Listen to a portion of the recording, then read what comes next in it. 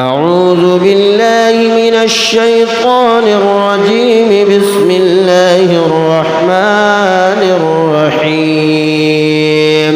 ألف لام ميم. ذلك الكتاب لا ريب فيه هدى للمتقين الذين يؤمنون بالغيب ويقيمون الصلاة ومما رزقناهم ينفقون والذين يؤمنون بما أنزل إليك وما أنزل من قبلك وبالآخرة هم يوقنون أولئك على هدى من ربهم وأولئك هم المفلحون. إن الذين كفروا سواء عليهم أأنذرتهم أم لم تنذرهم لا يؤمنون. ختم الله على قلوبهم وعلى سمعهم وعلى أبصارهم غشاوة ولهم عذاب عظيم. ومن الناس من يقول آمنا بالله وباليوم الآخر وما هم بمؤمنين يخادعون الله والذين آمنوا وما يخدعون إلا أنفسهم وما يشعرون. في قلوبهم مرض فزادهم الله مرضا ولهم عذاب أليم بما كانوا يكذبون.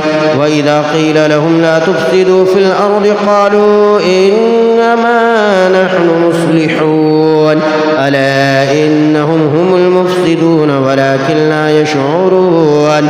وإذا قيل لهم آمنوا كما آمن الناس قالوا أنؤمن كما آمن السفهاء ألا إنهم هم السفهاء ولكن لا يعلمون.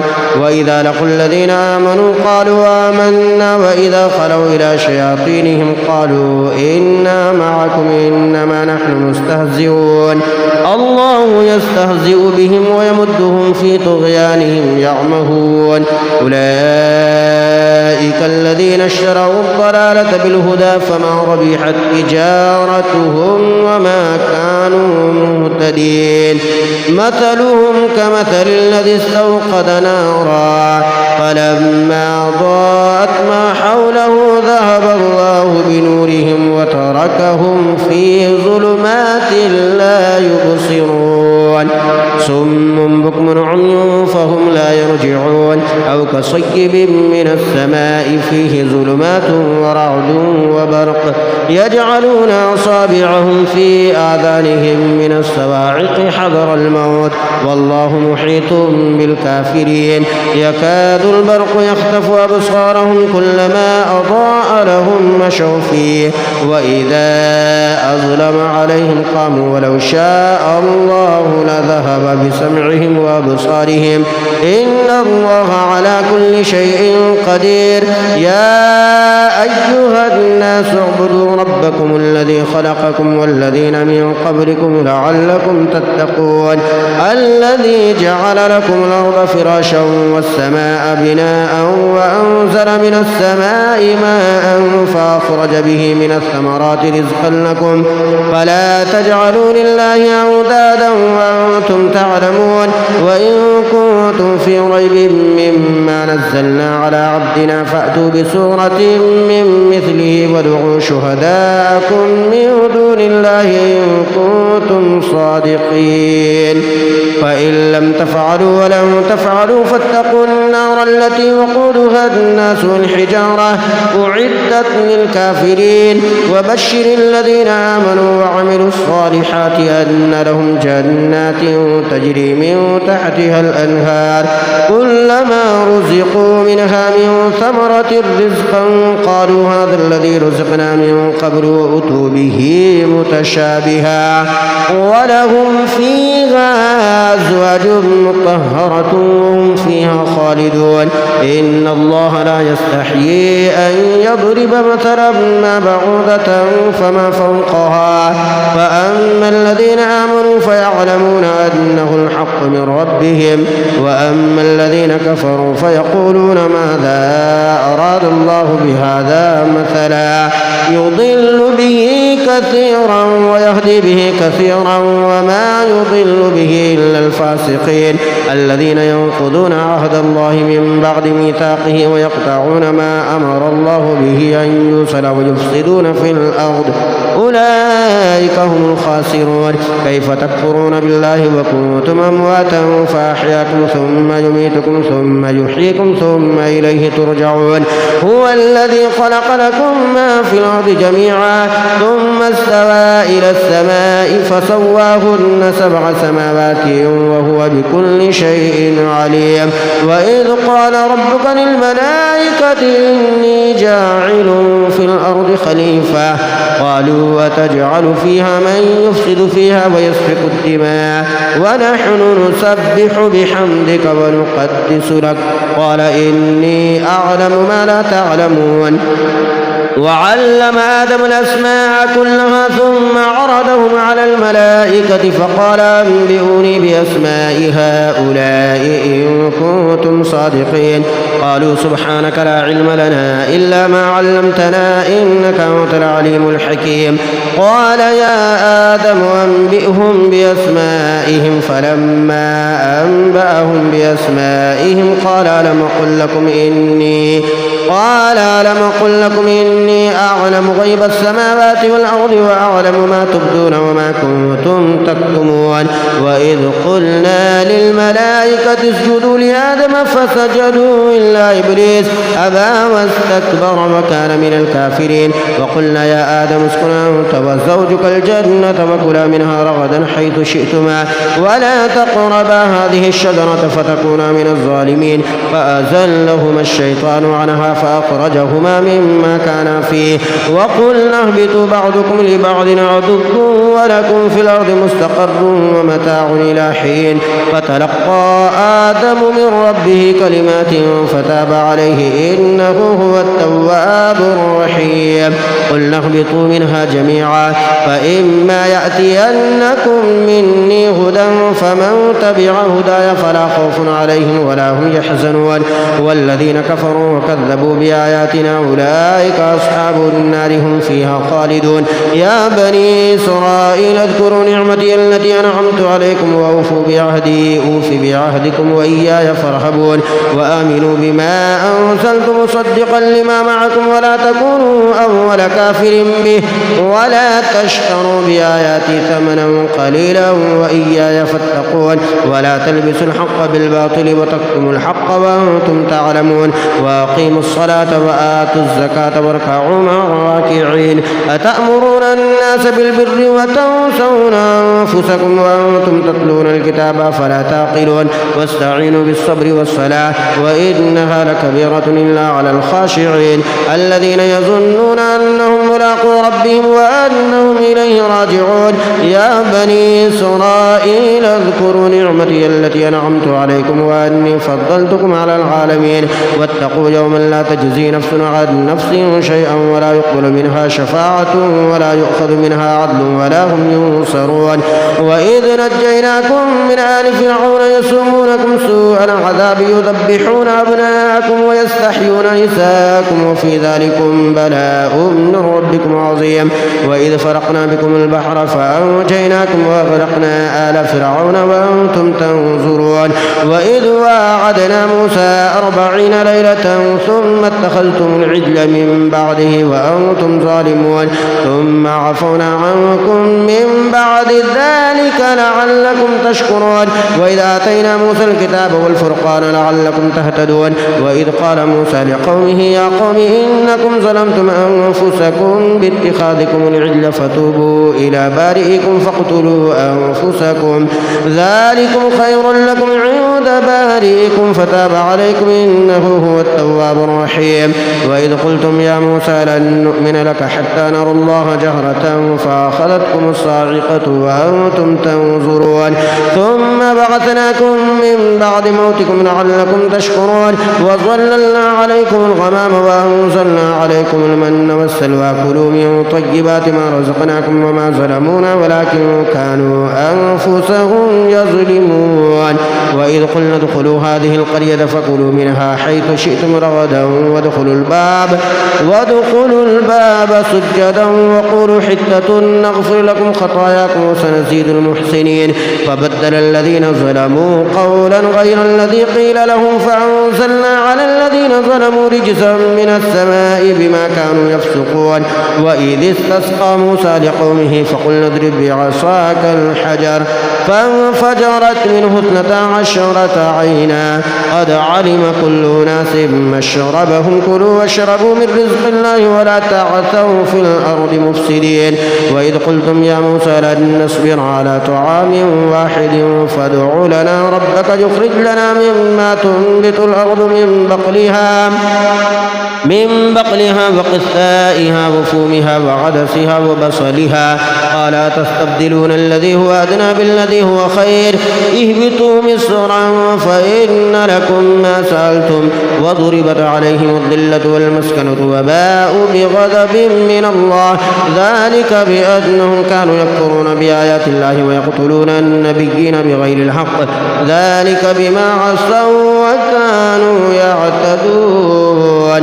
إن الذين آمنوا والذين هادوا والنصارى والصابئين من آمن بالله واليوم الآخر وعمل صالحا فلهم أجرهم عند ربهم ولا خوف عليهم ولا هم يحزنون. وإذا أخذنا ميثاقكم ورفعنا فوقكم الطور خذوا ما آتيناكم بقوة واذكروا ما فيه لعلكم تتقون ثم توليتم من بعد ذلك فلولا فضل الله عليكم ورحمته لكنتم من الخاسرين. ولقد علمتم الذين اعتدوا منكم في السبت فقلنا لهم كونوا قردة خاسئين فجعلناها نكالا لما بين يديها وما خلفها وموعظة للمتقين. وإذ قال موسى لقومه إن الله يأمركم أن تذبحوا بقرة قالوا أتتخذنا هزوا قال أعوذ بالله أن أكون من الجاهلين. قالوا ادع لنا ربك يبين لنا ما هي قال إنه يقول إنها بقرة لا فارض ولا بكر عوان بين ذلك ففعلوا ما تؤمرون. قالوا ادع لنا ربك يبين لنا ما لونها قال إنه يقول إنها بقرة صفراء فاقع لونها تسر الناظرين.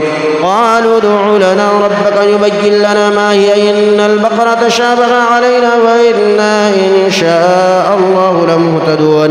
قال إنه يقول إنها بقرة لا ذلول تثير الأرض ولا تسقي الحرث مسلمة لا شية فيها. قالوا الآن جئت بالحق فذبحوها وما كانوا يفعلون. وإذ قتلتم نفسا فادارأتم فيها والله مخرج ما كنتم تكتمون. فقلنا اضربوه ببعضها كذلك يحيي الله الموتى ويريكم آياته لعلكم تعقلون. ثم قست قلوبكم من بعد ذلك فهي كالحجارة أو أشد قسوة. وإن من الحجارة لما يتفجر منه الأنهار وإن منها لما يشقق فيخرج منه الماء وإن منها لما يهبط من خشية الله وما الله بغافل عما تعملون. أفتطمعون أن يؤمنوا لكم وقد كان فريق منهم يسمعون كلام الله ثم يحرفونه من بعد ما قالوه وهم يعلمون. وإذا لقوا الذين آمنوا قالوا آمنا وإذا خلا بعضهم إلى بعض قالوا أتحدثونهم بما فتح الله عليكم ليحاجوكم به عند ربكم أفلا تعقلون. أولا يعلمون أن الله يعلم ما يسرون وما يعلنون. ومنهم أميون لا يعلمون الكتاب إلا أماني وإنهم إلا يظنون. وويل للذين يكتبون الكتاب بأيديهم ثم يقولون هذا من عند الله ليشتروا به ثمنا قليلا فويل لهم مما كتبت أيديهم وويل لهم مما يكسبون.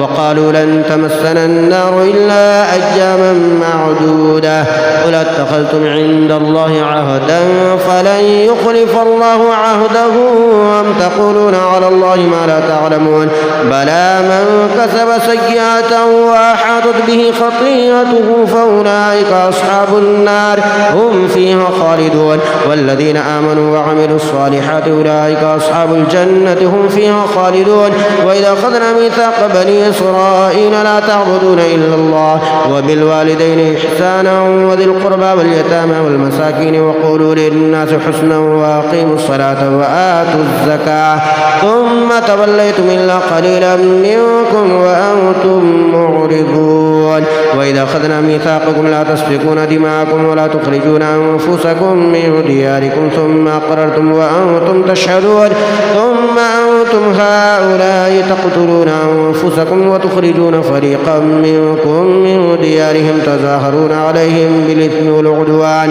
وإن يأتوكم أسارى تفادوهم وهو محرم عليكم إخراجهم أفتؤمنون ببعض الكتاب وتكفرون ببعض فما جزاء من يفعل ذلك منكم إلا خزي في الحياة الدنيا ويوم القيامة يردون إلى أشد العذاب وما الله بغافل عما تعملون أولئك الذين اشتروا الحياة الدنيا بالآخرة فلا يخفف عنهم العذاب ولا هم ينصرون ولقد آتينا موسى الكتاب وقفينا من بعده بالرسل وآتينا عيسى ابن مريم البينات وأيدناه بروح القدس أفكلما جاءكم رسول بما لا تهوى أنفسكم استكبرتم ففريقا كذبتم وفريقا تقتلون وقالوا قلوبنا غلف بل لعنهم الله بكفرهم فقليلا ما يؤمنون ولما جاءهم كتاب من عند الله مصدق لما معهم وكانوا من قبل يستفتحون على الذين كفروا فلما جاءهم ما عرفوا كفروا به فلعنة الله على الكافرين بئس ما اشتروا به أنفسهم أن يكفروا بما أنزل الله بغيا أن ينزل الله من فضله على من يشاء من عباده فباءوا بغضب على غضب وللكافرين عذاب مهين وإذا قيل لهم آمنوا بما أنزل الله قالوا نؤمن بما أنزل علينا ويكفرون بما وراءه وهو الحق مصدقا لما معهم قل فلم تقتلون أنبياء الله من قبل إن كنتم مؤمنين ولقد جاءكم موسى بالبينات ثم اتخذتم العجل من بعده وأنتم ظالمون وإذا أخذنا ميثاقكم ورفعنا فوقكم الطور خذوا ما آتيناكم بقوة واسمعوا قالوا سمعنا وعصينا وأشربوا في قلوبهم العجل بكفرهم قل بئس ما يأمركم به إيمانكم إن كنتم مؤمنين قل إن كانت لكم الدار الآخرة عند الله خالصة من دون الناس فتمنوا الموت إن كنتم صادقين ولن يتمنوه أبدا بما قدمت أيديهم والله عليم بالظالمين ولتجدنهم أحرص الناس على حياة ومن الذين أشركوا يود أحدهم لو يعمر 1000 سنة وما هو بمزحزحه من العذاب أن يعمر والله بصير بما يعملون قل من كان عدوا لجبريل فإنه نزله على قلبك بإذن الله مصدقا لما بين يديه وهدى وبشرى للمؤمنين من كان عدوا لله وملائكته ورسله وجبريل وميكال فإن الله عدو للكافرين ولقد أنزلنا إليك آيات بينات وما يكفر بها إلا الفاسقون أو كلما عاهدوا عهدا نبذه فريق منهم بل أكثرهم لا يؤمنون ولما جاءهم رسول من عند الله مصدق لما معهم نبذ فريق من الذين أوتوا الكتاب كتاب الله وراء ظهورهم كأنهم لا يعلمون واتبعوا ما تتلو الشياطين على ملك سليمان وما كفر سليمان ولكن الشياطين كفروا يعلمون الناس السحر وما أنزل على الملكين ببابل هاروت وماروت وما يعلمان من أحد حتى يقولا إنما نحن فتنة فلا تكفر فيتعلمون منهما ما يفرقون به بين المرء وزوجه وما هم بضارين به من أحد إلا بإذن الله ويتعلمون ما يضرهم ولا ينفعهم ولقد علموا لمن اشتراه ما له في الآخرة من خلاق ولبئس ما شروا به أنفسهم لو كانوا يعلمون ولو أنهم آمنوا واتقوا لمثوبة من عند الله خير لو كانوا يعلمون يا أيها الذين آمنوا لا تقولوا راعنا وقولوا انظرنا واسمعوا وللكافرين عذاب أليم ما يود الذين كفروا من أهل الكتاب ولا المشركين أن ينزل عليكم من خير من ربكم والله يختص برحمته من يشاء والله ذو الفضل العظيم ما ننسخ من آية أو ننسها نأتي بخير منها أو مثلها ألم تعلم أن الله على كل شيء قدير ألم تعلم أن الله له ملك السماوات والأرض وما لكم من دون الله من ولي ولا نصير أم تريدون أن تسألوا رسولكم كما سئل موسى من قبل ومن يتبدل الكفر بالإيمان فقد ضل سواء السبيل ود كثير من أهل الكتاب لو يردونكم من بعد إيمانكم كفارا حسدا من عند أنفسهم من بعد ما تبين لهم الحق فاعفوا واصفحوا حتى يأتي الله بأمره إن الله على كل شيء قدير وأقيموا الصلاة وآتوا الزكاة وما تقدموا لأنفسكم من خير تجدوه عند الله إن الله بما تعملون بصير وقالوا لن يدخل الجنة إلا من كان هودا أو نصارى تلك أمانيهم قل هاتوا برهانكم إن كنتم صادقين بلى من أسلم وجهه لله وهو محسن فله أجره عند ربه ولا خوف عليهم ولا هم يحزنون وقالت اليهود ليست النصارى على شيء وقالت النصارى ليست اليهود على شيء وهم يتلون الكتاب كذلك قال الذين لا يعلمون مثل قولهم فالله يحكم بينهم يوم القيامة فيما كانوا فيه يختلفون ومن أظلم ممن منع مساجد الله أن يذكر فيها اسمه وسعى في خرابها أولئك ما كان لهم أن يدخلوها إلا خائفين لهم في الدنيا خزي ولهم في الآخرة عذاب عظيم ولله المشرق والمغرب فأينما تولوا فثم وجه الله إن الله واسع عليم وقالوا اتخذ الله ولدا سبحانه بل له ما في السماوات والأرض كل له قانتون بديع السماوات والأرض وإذا قضى أمرا فإنما يقول له كن فيكون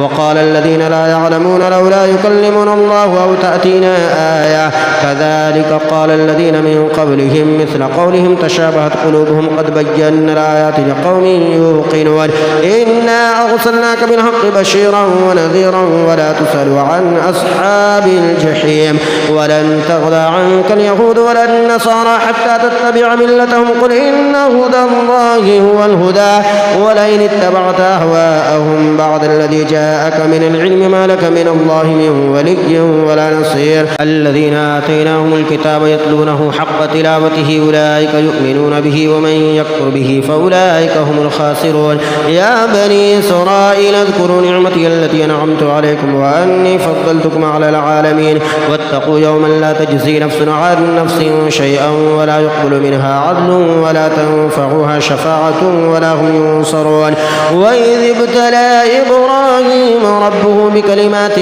فأتمهن قال إني جاعلك للناس إماما قال ومن ذريتي قال لا ينال عهد الظالمين وإذ جعلنا البيت مثابة للناس وأمنا واتخذوا من مقام إبراهيم مصلى وعهدنا إلى إبراهيم وإسماعيل أن طهرا بيتي للطائفين والعاكفين والركع السجود وإذ قال إبراهيم رب اجعل هذا بلدا آمنا وارزق أهله من الثمرات من آمن منهم بالله واليوم الآخر قال ومن كفر فأمتعه قليلا ثم أضطره إلى عذاب النار وبئس المصير وإذ يرفع إبراهيم القواعد من البيت وإسماعيل ربنا تقبل منا إنك أنت السميع العليم ربنا واجعلنا مسلمين لك ومن ذريتنا أمة مسلمة لك وأرنا مناسكنا وتب علينا إنك أنت التواب الرحيم ربنا وابعث فيهم رسولا منهم يتلو عليهم آياتك ويعلمهم الكتاب والحكمة ويزكيهم إنك أنت العزيز الحكيم ومن يرغب عن ملة إبراهيم إلا من سفه نفسه ولقد اصطفيناه في الدنيا وإنه في الآخرة لمن الصالحين. إذ قال له ربه أسلم قال أسلمت لرب العالمين.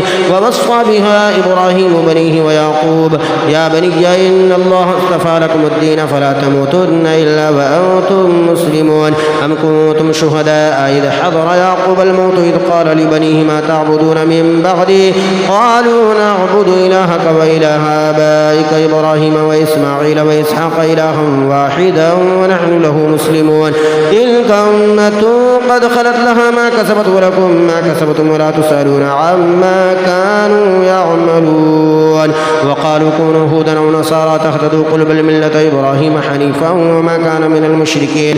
قولوا آمنا بالله وما أنزل إلينا وما أنزل إلى إبراهيم وإسماعيل وإسحاق ويعقوب والأسباط وما أوتي موسى وعيسى وما أوتي النبيون من ربهم لا نفرق بين أحد منهم ونحن له مسلمون.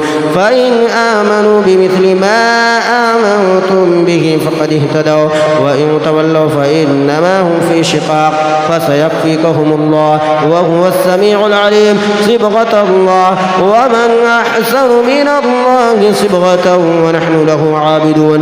قل أتحاجوننا في الله وهو ربنا وربكم ولنا أعمالنا ولكم أعمالكم ونحن له مخلصون.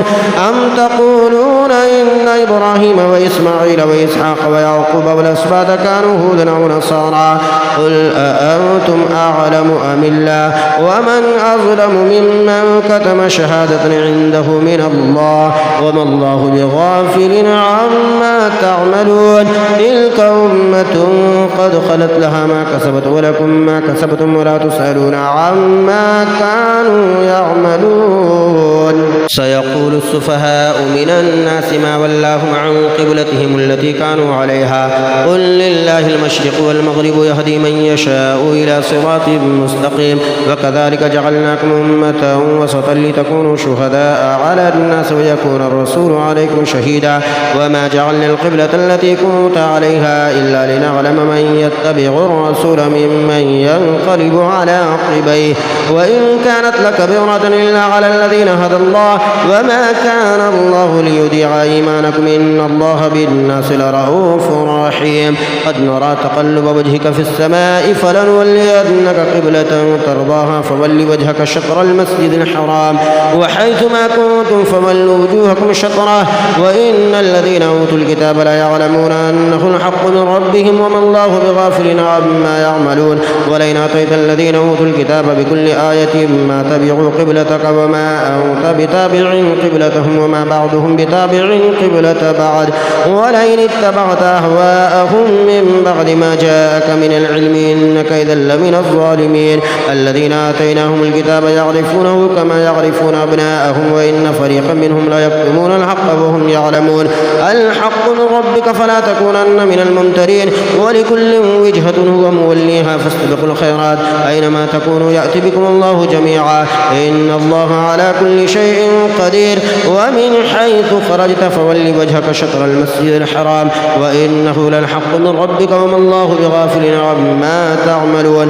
ومن حيث خرجت فول وجهك شطر المسجد الحرام وحيث ما كنتم فولوا وجوهكم شطره لئلا يكون للناس عليكم حجة إلا الذين ظلموا منهم فلا تخشوهم واخشوني وليتم نعمتي عليكم ولعلكم تهتدون.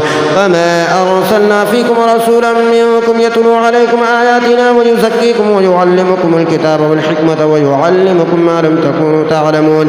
فاذكروني أذكركم واشكروا لي ولا تكفرون. يا أيها الذين آمنوا استعينوا بالصبر والصلاة إن الله مع الصابرين. ولا تقولوا لمن يقتل في سبيل الله أموات بل أحياء ولكن لا تشعرون. ولنبلونكم بشيء من الخوف والجوع ونقص من الأموال والأنفس والثمرات وبشر الصابرين الذين إذا أصابتهم مصيبة قالوا إنا لله وإنا إليه راجعون. أولئك عليهم صلوات من ربهم ورحمة وأولئك هم المهتدون. إن الصفا والمروة من شعائر الله فمن حج البيت أو اعتمر فلا جناح عليه أن يطوف بهما ومن تطوع خيرا فإن الله شاكر عليم. إن الذين يكتمون ما أنزلنا من البينات والهدى من بعد ما بيناه للناس في الكتاب أولئك يلعنهم الله ويلعنهم اللاعنون إلا الذين تابوا وأصلحوا وبينوا فأولئك أتوب عليهم وأنا التواب الرحيم. إن الذين كفروا وماتوا وهم كفار أولئك عليهم لعنة الله والملائكة والناس أجمعين خالدين فيها لا يخفف عنهم العذاب ولا هم ينظرون. وإلهكم إله واحد لا إله إلا هو الرحمن الرحيم. إن في خلق السماوات والأرض واختلاف الليل والنهار والفلك التي تجري في البحر بما ينفع الناس وما أنزل الله من السماء من ماء فأحيا به الأرض بعد موتها وبث فيها من كل دابة وتصريف الرياح والسحاب المسخر بين السماء والأرض لآيات لقوم يعقلون. ومن الناس من يتخذ من دون الله أندادا يحبونهم كحب الله والذين آمنوا أشد حبا لله ولو يرى الذين ظلموا إذ يرون العذاب أن القوة لله جميعا وأن الله شديد العذاب إذ تبرأ الذين اتبعوا من الذين اتبعوا ورأوا العذاب وتقطعت بهم الأسباب وقال الذين اتبعوا لو أن لنا كرة فنتبرأ منهم كما تبرأوا منا كذلك يريهم الله أعمالهم حسرات عليهم وما هم بخارجين من النار. يا أيها الناس كلوا مما في الأرض حلالا طيبا ولا تتبعوا خطوات الشيطان إنه لكم عدو مبين. إنما يأمركم بالسوء والفحشاء وأن تقولوا على الله ما لا تعلمون. وإذا قيل لهم اتبعوا ما أنزل الله قالوا بل نتبع ما ألفينا عليه آباءنا ولو كان آباؤهم لا يعقلون شيئا ولا يهتدون.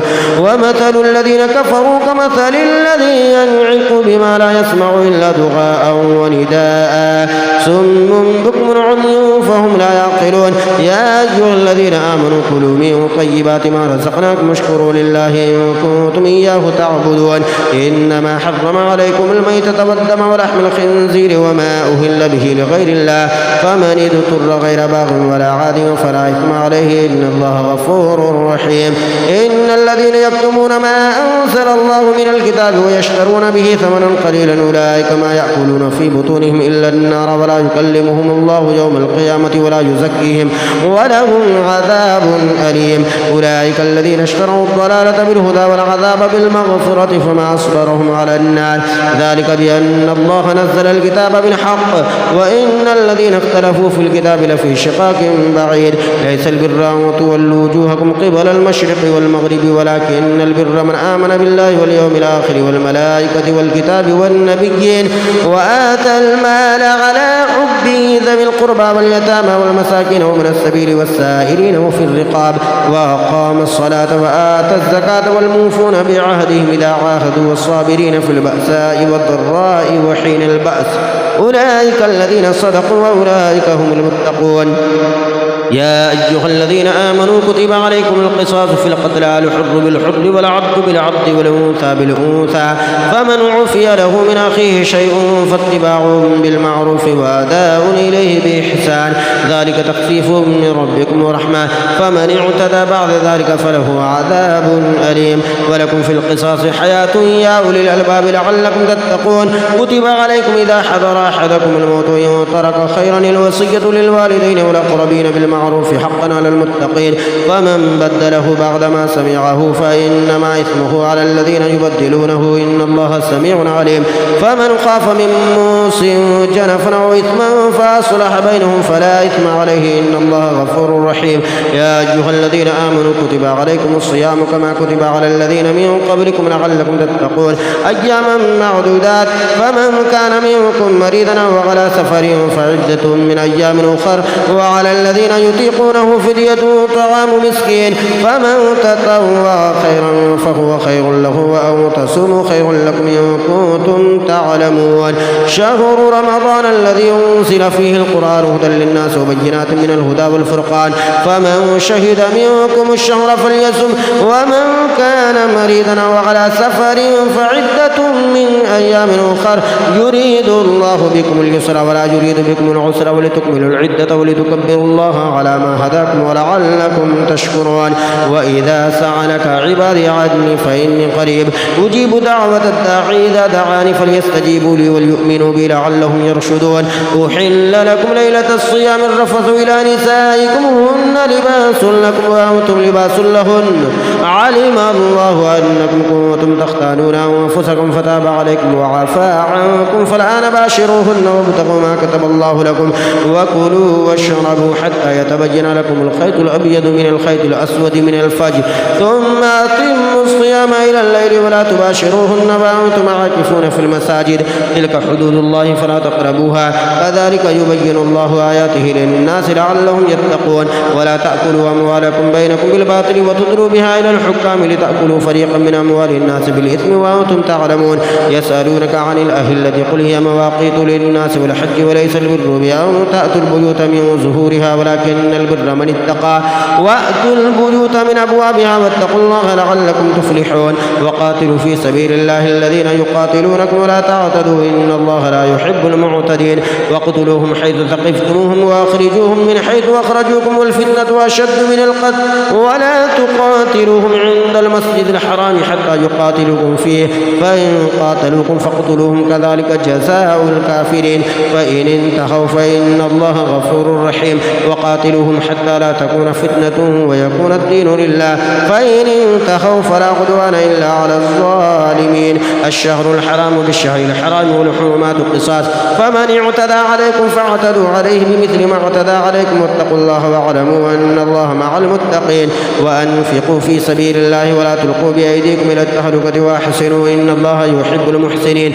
وأتموا الحج والعمرة لله فإن أحسنتم فما استيسر من الهدي ولا تهلكوا رؤوسكم حتى يبلغ الهدي محله فمن كان منكم مريضا أو به أذى من رأسه ففدية من صيام أو صدقة أو نسك فإذا أمنتم فمن تمتع بالعمرة إلى الحج فما استيسر من الهدي فمن لم يجد فصيام 3 أيام في الحج و7 إذا رجعتم تلك 10 كاملة ذلك لمن لم يكن أهله حاضر المسجد الحرام واتقوا الله واعلموا أن الله شديد العقاب.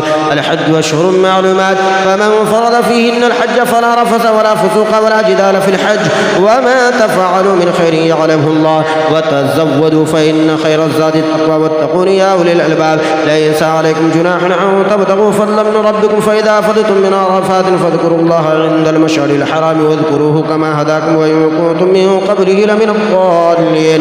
ثم أفيضوا من حيث أفاض الناس واستغفروا الله إن الله غفور رحيم. فإذا قضيتم مناسككم فاذكروا الله كذكركم آباءكم وأشد ذكرا فمن الناس من يقول ربنا آتنا في الدنيا وما له في الآخرة من خلاق ومنهم من يقول ربنا آتنا في الدنيا حسنة وفي الآخرة حسنة وقنا عذاب النار أولئك لهم نصيب مما كسبوا والله سريع الحساب. واذكروا الله في أيام معدودات فمن تعجل في يومين فلا إثم عليه ومن تأخر فلا إثم عليه لمن اتقاه واتقوا الله واعلموا أنكم إليه تحشرون. ومن الناس من يعجبك قوله في الحياة الدنيا ويشهد الله على ما في قلبه وهو ألد الخصام وإذا تولى سعى في الأرض ليفسد فيها ويهلك الحرث والنسل والله لا يحب الفساد.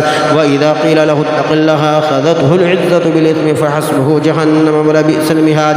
ومن الناس من يشري نفسه ابتغاء مرضات الله والله رؤوف بالعباد.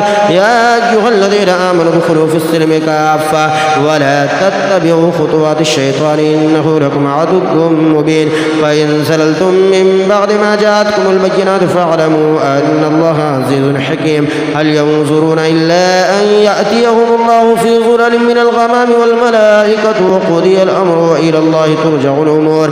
سل بني إسرائيل كما آتيناهم من آية بينة ومن يبدل نعمة الله من بعد ما جاءته فإن الله شديد العقاب.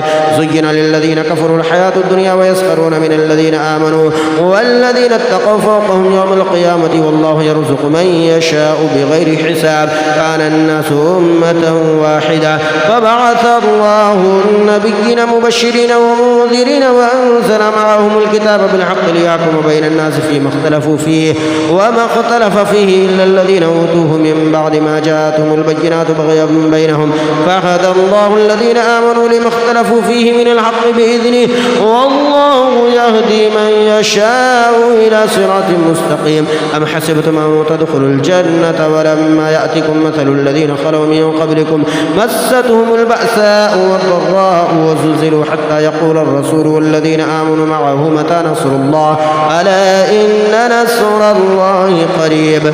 يسألونك ماذا ينفقون قل ما أنفقتم من خير فللوالدين والأقربين واليتامى والمساكين وابن السبيل وما تفعلوا من خير فإن الله به عليم.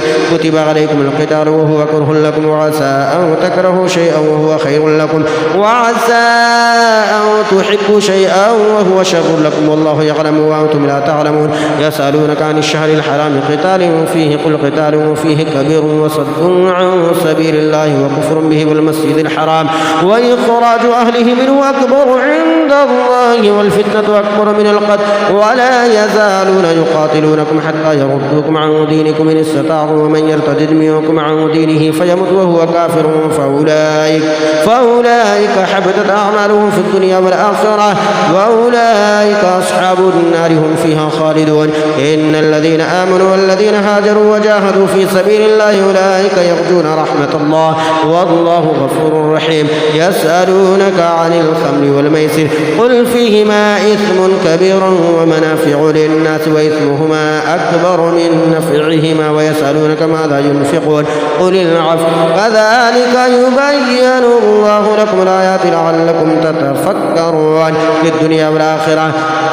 ويسألونك عن اليتامى قل إصلاح لهم خير وإن تخالطوهم فإخوانكم والله يعلم المفسد من المصلح ولو شاء الله لأعنتكم إن الله عزيز حكيم. ولا تنكحوا المشركات حتى يؤمن ولا أمة مؤمنة خير من مشركة ولو أعجبتكم ولا تنكحوا المشركين حتى يؤمنوا ولا عبد مؤمن خير من مشرك ولو أعجبكم أولئك يدعون إلى النار والله يدعو إلى الجنة والمغفرة بإذنه ويبين آياته للناس لعلهم يتذكرون.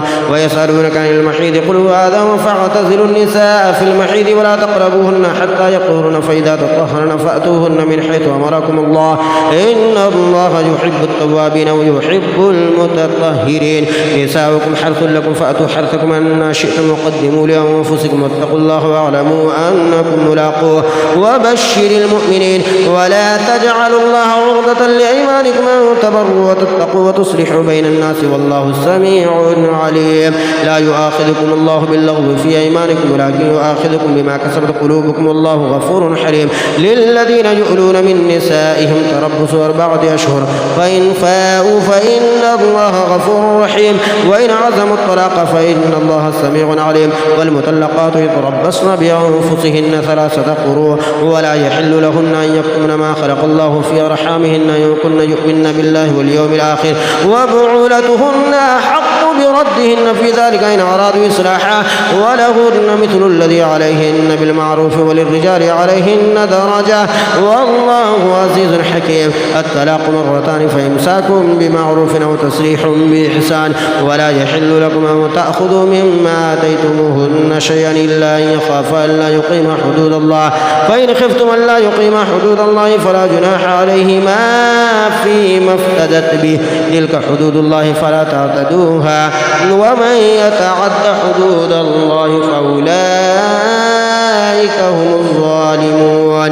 فإن طلقها فلا تحل له من بعد حتى تنكح زوجا غيره، فإن طلقها فلا جناح عليهما أن يتراجعا إن ظنا أن يقيما حدود الله، وتلك حدود الله يبينها لقوم يعلمون. وإذا طلقتم النساء فبلغن أجلهن فأمسكوهن بمعروف أو سرحوهن بمعروف، ولا تمسكوهن ضرارا لتعتدوا، ومن يفعل ذلك فقد ظلم نفسه. ولا تتخذوا آيات الله هزوا واذكروا نعمة الله عليكم وما أنزل عليكم من الكتاب والحكمة يعظكم به، واتقوا الله واعلموا أن الله بكل شيء عليم.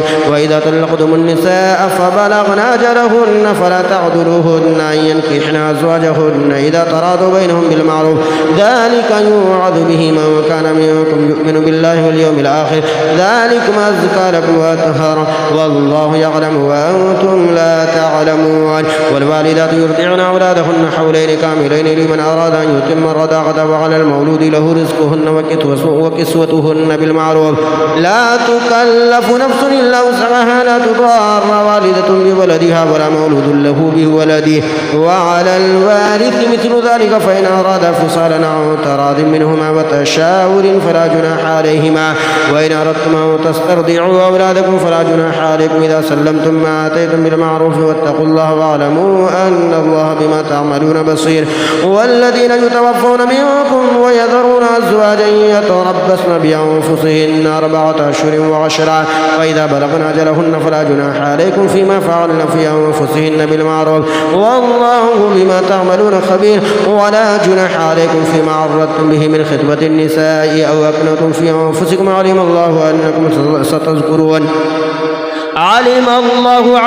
ستذكرونهن ولكن لا تواعدوهن سرا إلا أن تقولوا قولا معروفا، ولا تعزموا عقدة النكاح حتى يبلغ الكتاب أجله، واعلموا أن الله يعلم ما في أنفسكم فاحذروه، واعلموا أن الله غفور حليم. لا جناح عليكم إن طلقتم النساء ما لم تمسوهن وتفردوا لهن فريدا، ومتعوهن على الموسع قدره وعلى المقدر قدره متاعا بالمعروف حقا على المحسنين. وإن طلقتموهن من قبل أن تمسوهن وقد فرضتم لهن فريدة فنصف ما فرضتم إلا أن يعفون أو يعفو الذي بيده عقدة النكاح، وأن تعفوا أقرب للتقوى، ولا تنسوا الفضل بينكم إن الله بما تعملون بصير. حافظوا على الصلوات والصلاة الوسطى وقوموا لله قانتين، فإن خفتم فرجالا أو ركبانا فإذا أمنتم فاذكروا الله كما علمكم ما لم تكونوا تعلمون. والذين يتوفون منكم ويذرون أزواجا وصية لأزواجهم متاعا إلى الحول غير إخراج، فإن خرجن فلا جناح عليكم فيما فعلن في أنفسهن من معروف، والله عزيز حكيم. وللمطلقات متاع بالمعروف حقا على المتقين، كذلك يبين الله لكم آياته لعلكم تعقلون. ألم تر إلى الذين خرجوا من ديارهم وهم ألوف حذر الموت فقال لهم الله موتوا ثم أحياهم إن الله لذو فضل على الناس ولكن أكثر الناس لا يشكرون. وقاتلوا في سبيل الله واعلموا أن الله سميع عليم. من ذا الذي يقرض الله قرضا حسنا فيضاعفه له أضعافا كثيرا، والله يقبض ويبسط وإليه ترجعون. ألم تر إلى الملأ من بني إسرائيل من بعد موسى إذ قالوا لنبي لهم ابعث لنا ملكا نقاتل في سبيل الله، قال هل عسيتم إن كتب عليكم القتال ولا تقاتلوا، قالوا ما لنا ألا نقاتل في سبيل الله وقد أخرجنا من ديارنا وأبنائنا، فلما كتب عليهم القتال تولوا إلا قليلا منهم والله عليم بالظالمين.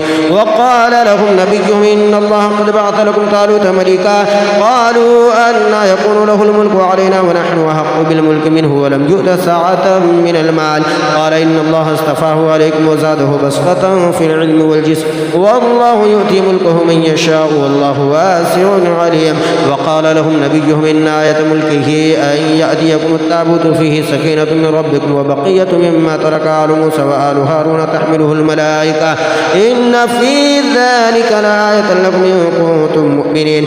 فلما فصل طالوت بالجنود قال إن الله مبتليكم بنهر فمن شرب منه فليس مني ومن لم يطعمه فإنه مني إلا من اغترف غرفة بيده فشربوا منه إلا قليلا منهم.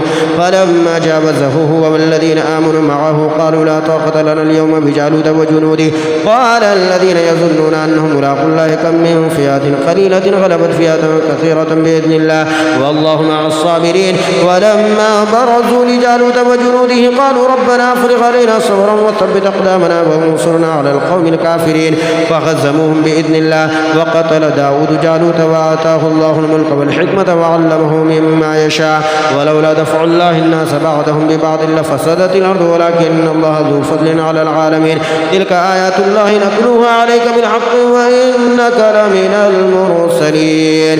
تلك الرسل فضلنا بعضهم على بعض منهم من كلم الله ورفع بعضهم درجات وآتينا عيسى ابن مريم البينات وأيدناه بروح القدس ولو شاء الله ما اقتتل الذين من بعدهم من بعد ما جاءتهم البينات ولكن اختلفوا فمنهم من آمن ومنهم من كفر ولو شاء الله ما اقتتلوا ولكن الله يفعل ما يريد. يا أيها الذين آمنوا أنفقوا مما رزقناكم من قبل أن يأتي يوم لا بيع فيه ولا خلة ولا شفاعة والكافرون هم الظالمون.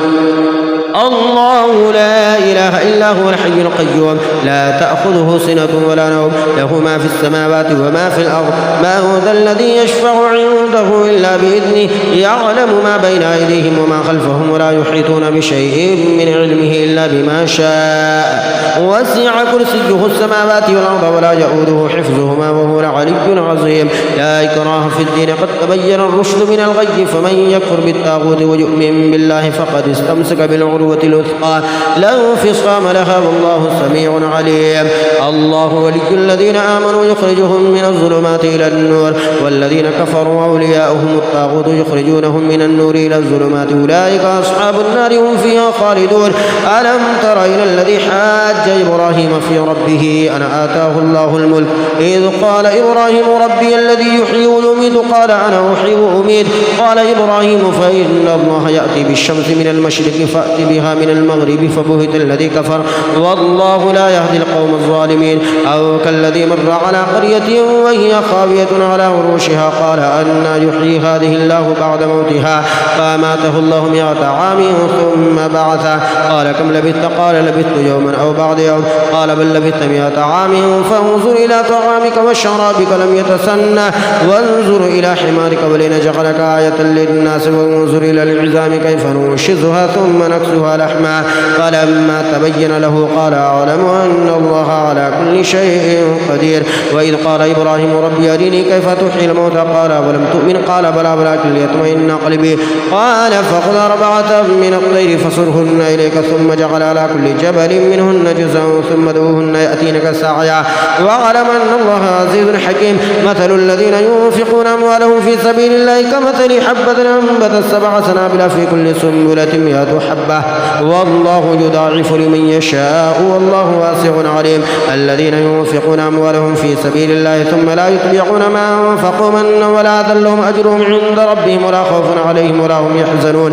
قول معروف ومغفرة خير من صدقة يتبعها أذى والله غني حليم. يا أيها الذين آمنوا لا تبطلوا صدقاتكم بالمن والأذى كالذي ينفق ماله رئاء الناس ولا يؤمن بالله واليوم الآخر فمثله كمثل صفوان عليه تراب فأصابه وابل فتركه صلدا لا يقدرون على شيء مما كسبوا والله لا يهدي القوم الكافرين.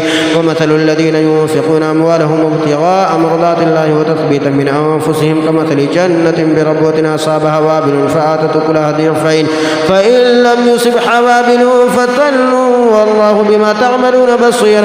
أيود أحدكم أن تكون له جنة من نخيل وأعناب تجري من تحتها الأنهار له فيها من كل الثمرات وأصابه الكبر وله ذرية ضعفاء فأصابها إعصار فيه نار فاحترقت كذلك يبين الله لكم الآيات لعلكم تتفكرون. يا أيها الذين آمنوا أنفقوا من طيبات ما كسبتم ومما أخرجنا لكم من الأرض ولا تيمموا الخبيث منه تنفقون ولستم بآخذه إلا أن تغمضوا فيه واعلموا أن الله غني حميد.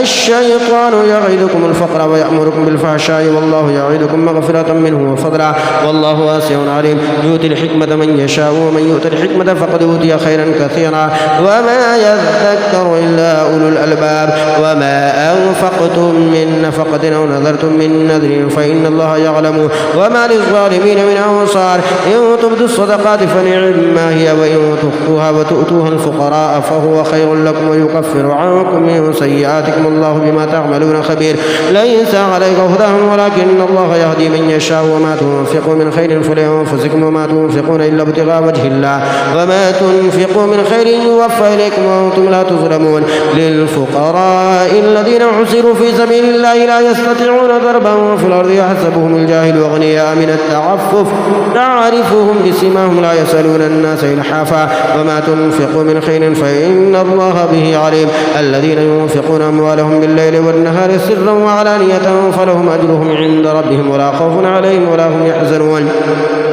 الذين يأكلون الربا لا يقومون إلا كما يقوم الذي يتخبطه الشيطان من المس ذلك بأنهم قالوا إنما البيع مثل الربا وأحل الله البيع وحرم الربا فمن جاءه موعظة من ربه فانتهى فله ما سلف وأمره إلى الله ومن عاد فأولئك أصحاب النار هم فيها خالدون يمحق الله الربا ويربي الصدقات والله لا يحب كل كفار أثيم إن الذين آمنوا وعملوا الصالحات وأقاموا الصلاة وآتوا الزكاة لهم أجرهم عند ربهم ولا خوف عليهم ولا هم يحزنون يا أيها الذين آمنوا اتقوا الله وذروا ما بقي من الربا إن كنتم مؤمنين فإن لم تفعلوا فأذنوا بحرب من الله ورسوله وإن تبتم فلكم رؤوس أموالكم لا تظلمون ولا تظلمون وإن كان ذو عسرة فنظرة إلى ميسرة وأن تصدقوا خير لكم إن كنتم تعلمون واتقوا يوما ترجعون فيه إلى الله ثم توفى كل نفس ما كسبت وهم لا يظلمون يا أيها الذين آمنوا إذا تداينتم بدين إلى أجل مسمى فاكتبوا ليكتب بينكم كاتب بالعدل ولا يأبى كاتب أن يكتب كما علمه الله فليكتب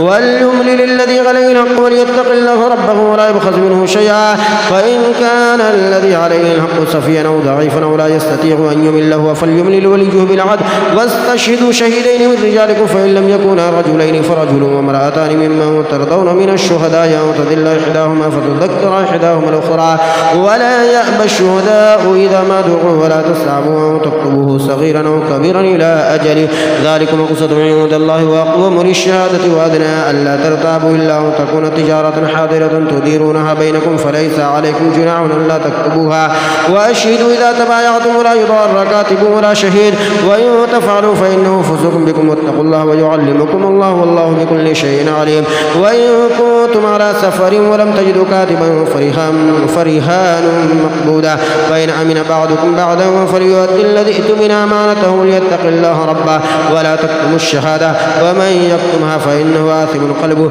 والله بما تعملون عليم لله ما في السماوات وما في الأرض وإن تبدوا ما في أنفسكم أو تخفوه يحاسبكم به الله فيغفر لمن يشاء ويعذب من يشاء والله على كل شيء قدير آمن الرسول بما أنزل إليه من ربه والمؤمنون كل آمن بالله وملائكته وكتبه ورسله لا نفرق بين أحد من رسله وقالوا سمعنا وأطعنا غفرانك ربنا وإليك المصير لا يكلف الله نفسا إلا وسعها لها ما كسبت وعليها ما اكتسبت ربنا لا تؤاخذنا إن نسينا أو أخطأنا ربنا ولا تحمل علينا يسرا كما حملته على الذين من قبلنا ربنا ولا تحملنا ما لا طاقة لنا به واعف عنا واغفر لنا